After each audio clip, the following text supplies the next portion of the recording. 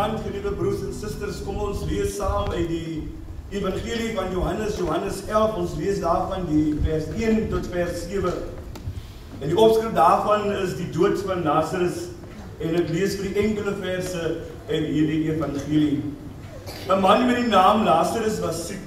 Hy was in Betanië, die dorp waar Maria en haar suster Martha gewoon het.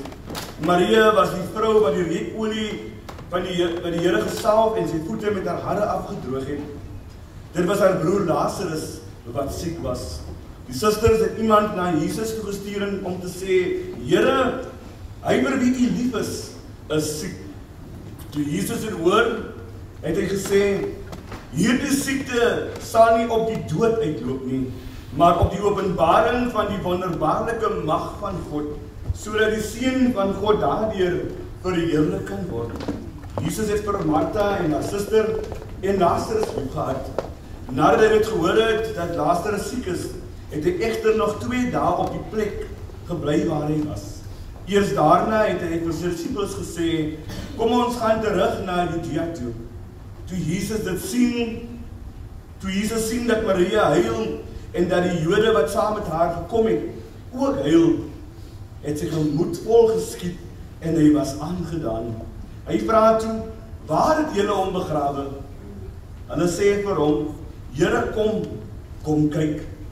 Jesus het gehuil, die Jode sê toe, kyk hoe lief het hy hom gehad. En daar eindig ons skrifgedeelte. Die Here sien op elkeen van ons harte.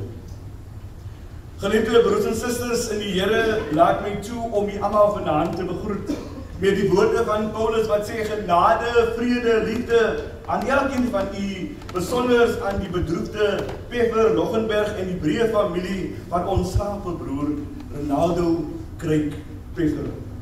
Laat my toe, broers en susters, om met die monde van ons konsulent, predikant, eerwaarde Kortie, die kerkraad en die gemeente van die Patriarch Conventional Kerk, ons innige medegevoel met u as familie vanaand mee te deel.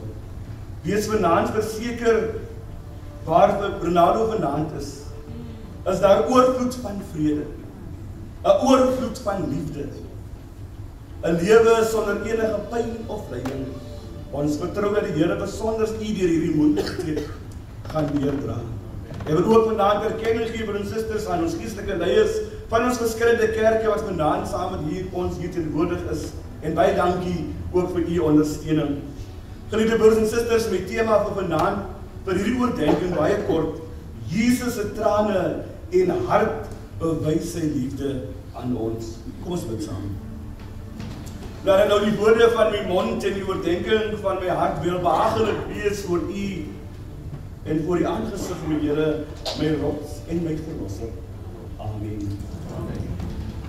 Nou geliefde broers en susters, u sien die dood vir ons almal is 'n vreeslike ding.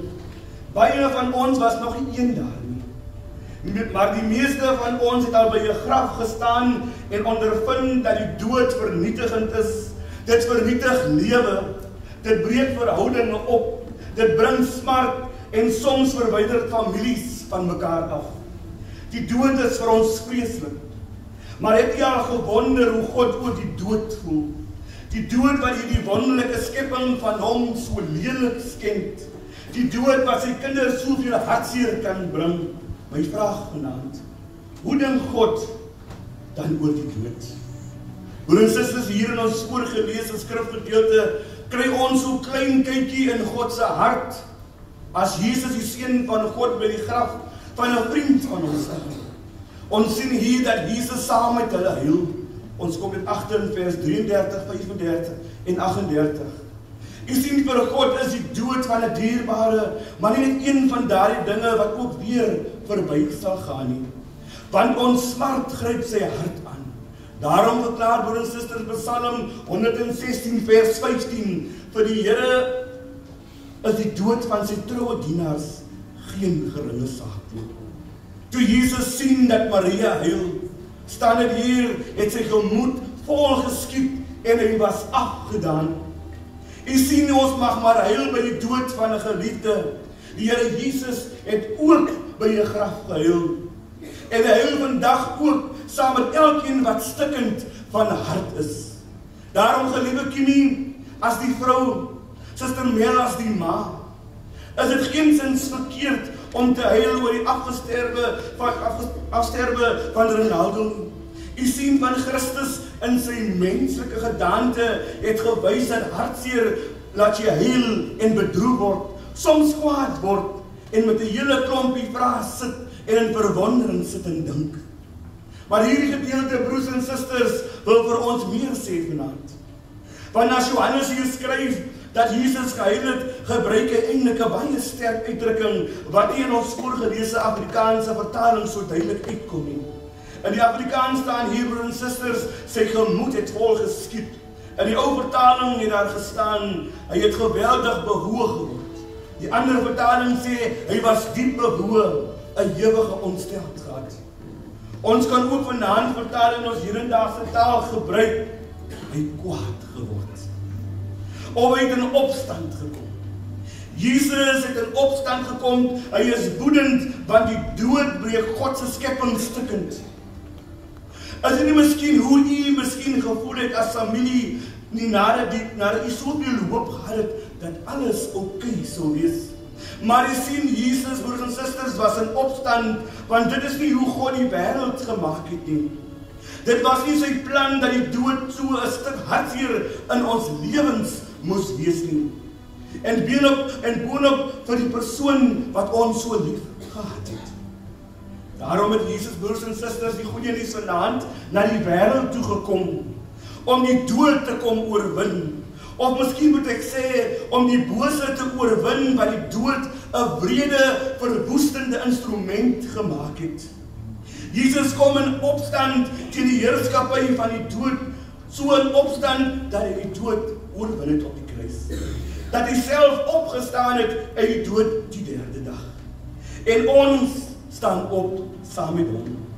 Daarom, broers en susters, kon hy vir Martha verseker in vers 25 en 26, wat so mooi verklaar, hy sê, ek is die opstanding, ek is die lewe, wie in my glo sal lewe, al het hy ook gesterwe, want elkeen wat in my lewe en in my glo, sal ewig en alle ewigheid nooit sterwe nie. Daarom ook, broers en susters, het hy aan die begin van hierdie gebeurtenis in hoofstuk 11, die 4de vers wat sy disippels verseker. Hierdie siekte, broers en susters, van Ronaldo sal nie op die dood uitloop nie. Maar ons kan nie vandaan kyk na die fisiese dood nie, van Ronaldo het 'n nuwe lewe gekry. Ronaldo lewe 'n lewe wat ek en jy nog naartoe moet werk vanaand. Hy sê, hierdie siekte sal nie op die dood uitloop nie, maar op die openbaring van die mag van God, sodat die Seun van God daardeur verheerlik kan word. So het Lazarus, broers en susters, se dood en opstanding meer as enige ander wonderwerk wat Jesus gedoen het, God se mag, God se almag bewys. Selfs die dood neem voor sy woord die wyk. Broers en susters, ek het ook aan die begin van hierdie familie gesê dat Jesus is die troos. Want hy huil saam met ons. Maar Jesus, broers en susters, 'n verryking na ons skrif, het nie na Martha en Maria toe gegaan, maar net om vir hulle te troos en saam met hulle te treur nie. Hy het gegaan, broers en susters, om vir hulle hoop te gee. Om vir hulle uitsig te gee vir hierdie stikkende bestaan waarin hulle skielik is. Daarom sê hy met die versekering, ek is die opstanding en ek is die lewe, wie in my glo sal lewe, al het hy ook gesterwe. En elkeen wat lewe en in my glo, sal in alle ewigheid nooit sterwe nie. Jy sien, broers en susters, as jy in Jesus glo, is die graf nie die laaste streepie van jou lewe nie. Dan is die dood nie die laaste woord wat oor jou gespreek sal word nie. Dan breek die lewe oop, breek die grense van ons lewe oop na die ewigheid, na 'n lewe ander kan die dood en die graf. Dit is wat Jesus kom doen met, broers en susters. Hy het die graf ingegaan sodat hy dit kon oopbreek. Nie net omdat hy self opgestaan het uit die dood nie, maar omdat hy vir ons gedoen het. Sodat ons die broers en susters familie deur die graf vasgevang kan word nie. Want hierdie hoofstuk gaan eintlik, broers en susters, vanaand oor hoop. Ons kan lewe met hoop, want Jesus het die dood oopgebreek. Daarom, broers en susters, Kimmy, Suster Mel familie, tel op jou kop, skud die neergedruktheid af, droog jou trane af, was jou gesig en volg vir Jesus.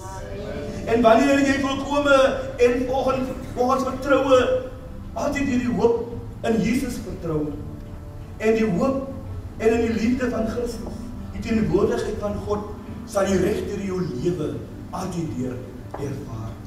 En hy sal jou lei, broers en susters, familie, op 'n pad na ewigheid. Want dit is die doel om in die ewigheid saam met Christus te wees. Dit is die begeerte. Dit is die werk van die evangelie om ons voor te berei, om eendag saam met Ronaldo daar te wees, eendag saam met broer Craig daar te wees, eendag om saam met Jesus Christus in die ewige koninkryk te wees. Sien, broers en susters, Ronaldo se lewe het tot 'n einde gekom in die veel van sy jonkie hier op aarde. Ronaldo, broers en susters, familie, het die geleentheid ontvang om in die ewigheid van Christus se bespreekte woonplek in te tree. Ronaldo ervaar nou geen pyn, geen lyding, geen verdrukking, geen bekommernis, net goedheid en guns. Ronaldo, broers en susters, familie, sit nou in die boesem van Christus Jesus. Ons beurt kom ook. Laat ek en u vanaand onsself gereed maak vir 'n ware ontmoeting met Christus Jesus. Laat ons vasbyt in ons hartseer tyd. Christus verstaan. Christus sien alles. En hy beloof, hy sê, kyk, ek kom gou. Broers en susters, wanneer ek klaar maak, mag ons geliewe broer Ronaldo Craig Pepper se siel nou in vrede is. Mag die engele hom by die poort verwelkom. Mag ons wat agterbly hoopvol is in die geloof en hardwerk om eendag met hom verenig te word. En broers en susters, mag hierdie kort woord tot sigting van elkeen van die wees. Mag hierdie woord wat die Here ons nooit laat beskaam staan nie, wat ons nooit alleen los nie. God se liefde, God se kinderlike, ouerlike liefde, sy alomteenwoordige liefde, altyd met u wees. Die Here seën u almal. Amen.